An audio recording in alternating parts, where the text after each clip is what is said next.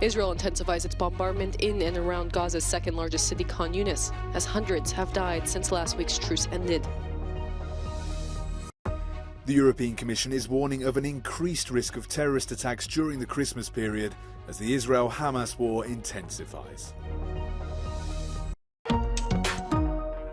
Israel has intensified its ground and air bombardment of Khan Yunis in Gaza in its push for a definite military victory over Hamas. Casualties and others fleeing the fighting poured into the Nasser hospital in the southern city.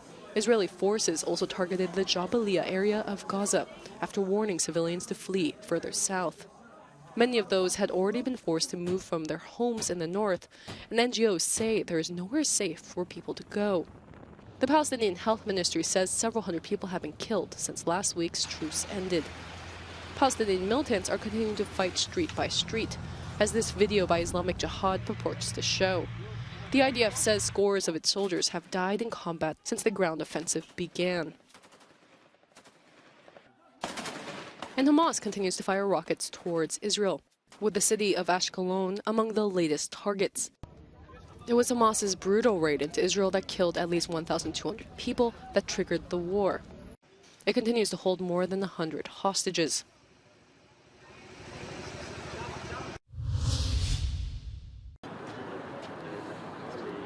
The European Commission is warning of an increased risk of terrorist attacks during the Christmas period as the Israel-Hamas war intensifies.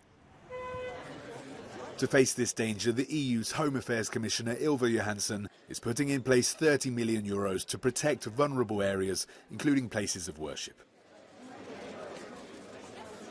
With the war between Israel and Hamas and the polarization it causes in our society, with the upcoming holiday season, there is a huge risk of terrorist attacks in the European Union. The security situation was discussed during a meeting of EU Home Affairs ministers in Brussels on Tuesday. Just days after the start of the Israel-Hamas war, several deadly terrorist attacks took place on European soil. In the French city of Arras, a teacher was killed, and in Brussels, 2 football fans were killed by a terrorist. Last weekend, a German tourist was stabbed to death at the Eiffel Tower in Paris, and according to experts, there's a clear link between the fighting around Gaza and the security situation in Europe, and that the polarization of opinions is a dangerous development.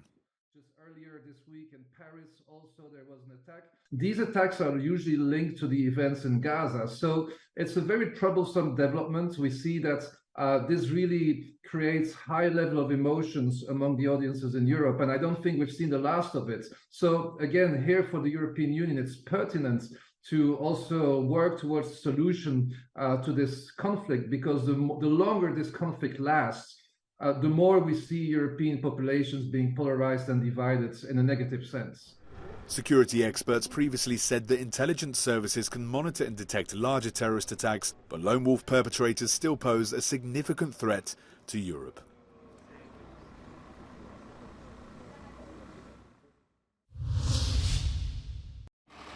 A 10-year-old schoolboy has been killed in a traffic accident involving a public bus in Saxony, Germany.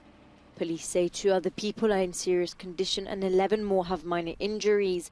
Initial assessments say the road was slippery at the time as wild weather paralyzes the country. Heavy snow in northern England has caused havoc on highways and knocked out power to thousands of homes. In Grisdale, in the Lake District, locals told media they had not seen such weather in 60 years. We just get used to the fact that it might take a few days. On Saturday, more than 30 centimetres of snow fell in Krakow, the most snow they have had in years. The 3-day programme to remove it is costing more than €2.3 million and includes 4,600 tonnes of salt on the capital streets. 68 razy wyjeżdżaliśmy do połamanych drzew, konarów, które spadły pod ciężarem śniegu właśnie na drogi, chodniki, ale też na linie energetyczne. Dodatkowo mieliśmy 80 wypadków drogowych, gdzie 22 osoby zostały ranne. Heavy snowfall is also interfering with traffic on roads and flights in and out of 3 airports in Russia's capital. Намного теплее, чем стоять на остановке, это во-первых. Ну и во-вторых, заменяет физкультуру, зарядку утреннюю. The past month has seen some of the biggest snowfalls across Europe in years.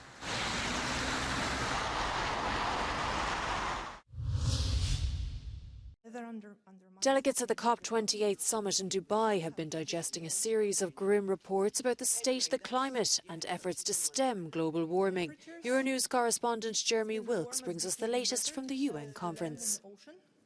The Climate Action Tracker shows that no country around the world is actually on track to reduce its greenhouse gas emissions in order to meet the 1.5 degree target of the Paris Agreement. We also had the Global Carbon Project, which revealed that emissions in 2023 rose by 1.1% globally, over 8% rise in India. And we had the World Meteorological Organization's Decadal Review, which evens out all of the changes you may see because of La Nina or El Nino. And it's a pretty bleak outlook for our planet. I spoke to the report author. We're seeing accelerating climate change across a wide range of areas of the climate system. We see continuing increases in global temperatures. We see sea level rise happening at an increasing rate. We see ice sheet loss happening at an increasing rate.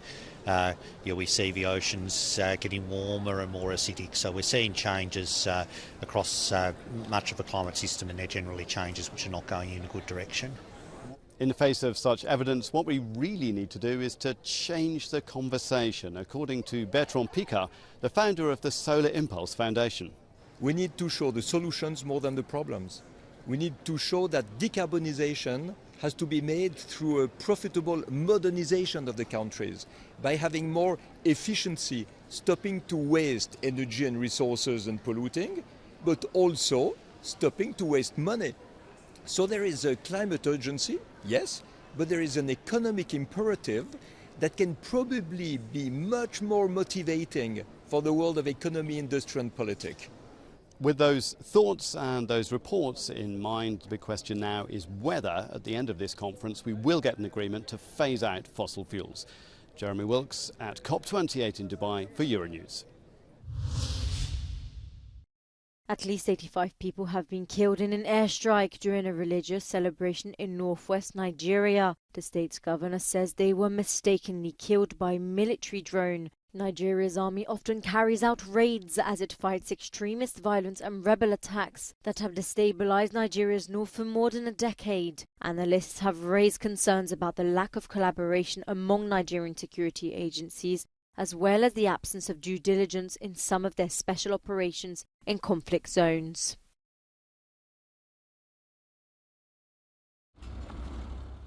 Two people have been killed after a Russian artillery strike in the southern Ukrainian city of Kherson on Tuesday morning. The head of the Kherson city administration says a medical facility was also hit, slightly wounding 4 medics. Russian attacks on the Dnipro river port city have become routine since the Ukrainian army liberated it last year, with civilians' death reported almost daily.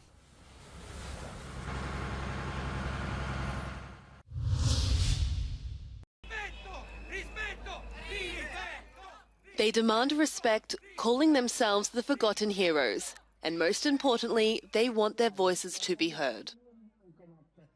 Despite the heavy rain, hundreds of Italian doctors and nurses gathered in central Rome on Tuesday to strike over working conditions and to protest against recent measures affecting the public health sector. They want the government to invest more resources to improve employment contracts. Above all, they would like the profession to become more appealing to younger people to fill a shortage across the country. Italy's healthcare system has been recently ranked as one of the best in the world, and it's one of the country's main assets. That's why so many doctors here today are wondering what has happened, especially after COVID and after the country was on the front line in the fight against the virus. Noi vogliamo riacquisire quella dignità professionale e sociale che ci è stata gradualmente sottratta negli anni. Chiediamo semplicemente che questa manovra finanziaria possa incidere economicamente e legislativamente su una professione che è allo sbando. La sanità italiana fino adesso ha garantito cure gratuite per tutti, indistintamente, in maniera universalistica.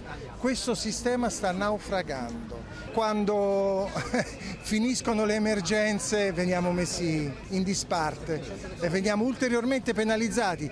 Many believe that being a doctor is a vocation and not just a job. They claim that if the service is bad, patients end up paying the price. I pazienti sono al centro delle nostre cure e noi tutti i giorni scegliamo di non lasciarli morire. Dobbiamo essere aiutati in questo, perché cure che non sono di qualità, cure che ci fanno andare di corsa e di fretta possono portare a sbagliare e noi non vogliamo sbagliare. Organisers were not expecting such high level of participation. Up to 80% of healthcare workers in each Italian region joined Tuesday's strike action. A second one has already been planned before the end of the month.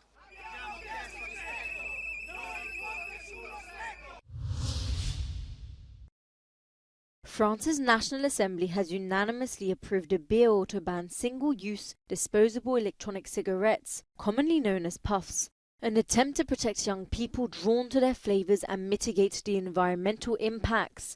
Politicians adopted the bill on Monday. With government backing, it will now move to the Senate, where it is expected to be adopted and could be in effect by September next year. Health officials say 5% of French people are daily vapers, one of the highest vaping countries in the EU. Thousands of Italians said goodbye to Giulia Cecchin on Tuesday, a student killed by her ex-boyfriend. Her tragic fate triggered a renewed debate in the country on violence against women, a worrying phenomenon in the predominantly Catholic country where gender stereotypes are deeply entrenched. At least 107 women have been killed in Italy since January, 88 of them by family members or by partners, and around 50% of men in some regions believe violence in relationships is acceptable, according to a report published in 2021.